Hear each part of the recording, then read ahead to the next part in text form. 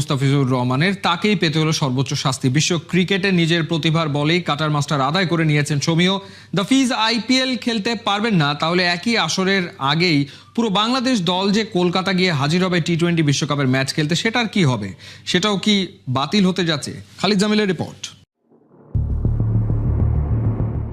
সংখ্যালঘুদের উপর হামলা হচ্ছে অহরহ তাদের ধর্মীয় পরিচয়ের কারণে। জ্বলছে পুরো বাংলাদেশ। তথ্য প্রমাণহীন এসব বার্তা সীমান্তের ওপারে সাধারণ মানুষকে খাওয়ানোর চেষ্টা করছে কট্টরপন্থী কিছু রাজনীতিবিদ, আর গদি মিডিয়াও সেই পালে দিচ্ছে হাওয়া।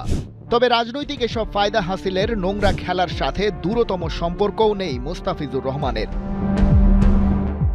একই দেশের এক্সটার্নাল অ্যাফেয়ার্স সংক্রান্ত স্ট্যান্ডিং কমিটির চেয়ারম্যান ও কংগ্রেসের সাংসদ শশী থারুর কথাটাই কোট করা যাক। মোস্তাফিজকে আইপিএল থেকে ছেঁটে ফেলার ইনস্ট্যান্ট রিয়াকশন হিসেবে তিনি বলেছেন, ফিজের ওপর শোচনীয়ভাবে নিষেধাজ্ঞা আরোপ করে